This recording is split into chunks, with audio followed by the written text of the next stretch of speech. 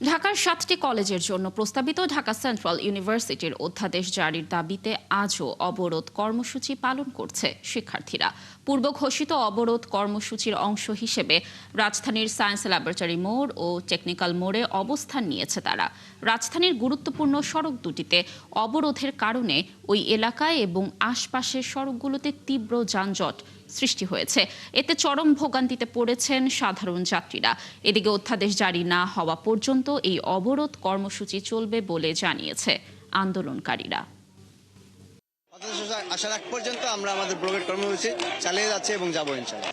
এই সরকার অসরকার থাকা অবস্থায় আমাদের অধ্যাদেশটা আমরা চাই। আমরা জনগণের ভোগান্তিও চাই না, আমাদেরও ভোগান্তি চাই না। আমাদের মুক্তি চাই, জনগণের মুক্তি চাই। আজকে দেখি ওখানে মন্ত্রিসভায় আজকে করার কথা, আজকে দেখি ওখানে কোনো ইতিবাচক সিদ্ধান্ত আসে তো আমরা আজকেই চলে যাবো। যদি না আসেন তাহলে আজকে আমরা এখানে অবস্থান করবো। দর্শক, এই অবরোধ কর্মসূচির আরও তথ্য আমরা আপনাদেরকে জানাবো। আমাদের সহকর্মীরা রয়েছেন সেখানে, কিন্তু এর আগে আমরা একটু মগবাজারে চলে যাব। মগবাজারের জামায়াত কার্যালয়ে একটি বৈঠক সেখানে চলে যাচ্ছি আমরা। ঢাকা সেন্ট্রাল ইউনিভার্সিটির অধ্যাদেশ জারির দাবিতে আজও অবরোধ কর্মসূচি চলছে ৭টি কলেজের। এই বিষয়ে আরও তথ্য জানাবো। আমাদের সহকর্মী জুলিয়া তানহা রয়েছেন সায়েন্স ল্যাব মোড়ে, আমরা তার সাথে যুক্ত হচ্ছি। তানহা, আপনি তো রয়েছেন সেখানে, কি পরিস্থিতি এখন দেখছেন জানাবেন, এবং শিক্ষার্থীদের দাবি দেওয়ার বিষয়ে শিক্ষার্থীরা আসলে কি বলছে, তাদের আরও কোনো কর্মসূচির তথ্য রয়েছে কিনা, এবং সেখানে আইনশৃঙ্খলা বাহিনী কতটুকু তৎপর, এই বিষয়ে একটু বলবেন।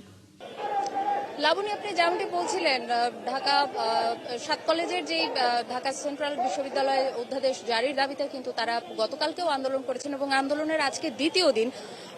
আমি আছি এখন সায়েন্স ল্যাব মোড়ে। এখানে কিন্তু দুপুর ১টার সময় ঢাকা কলেজ এবং ইডেন মহিলা কলেজ এবং বদরুন্নেসা মহিলা কলেজ, এই ৩ কলেজের শিক্ষার্থীদের একটি অংশ দুপুর ১টার দিকে একটি মিছিল নিয়ে সায়েন্স ল্যাব মোড়ে এসে অবস্থান নেন এবং এখন পর্যন্ত এখানেই তারা অবস্থান কর্মসূচি পালন করছেন।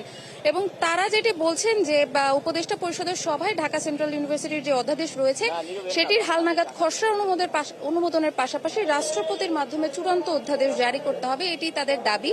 এবং তারা বলছেন যে এই দাবি যদি আজকের মধ্যে তারা কোনো ইতিবাচক সাড়া না পান, সেক্ষেত্রে এই কর্মসূচি লাগাতার চলবে এবং কতদিন চলবে সেটি তারা আসলে বলেননি।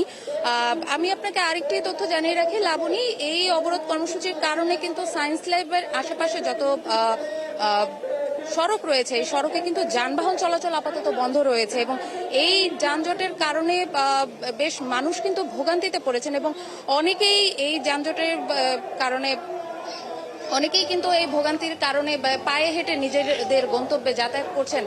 আপনাকে আরেকটি তথ্য জানিয়ে রাখি লাবণী, এই শুধুমাত্র আজকে সায়েন্স ল্যাব মোড় নয়, এছাড়াও কিন্তু আরো দুটি রাজধানীর তানহা, আপনি থাকুন সেখানে, নিশ্চয়ই আমরা আবারও আপনার সাথে যুক্ত হয়ে সেখানকার তথ্য দর্শকদেরকে জানানোর চেষ্টা করব।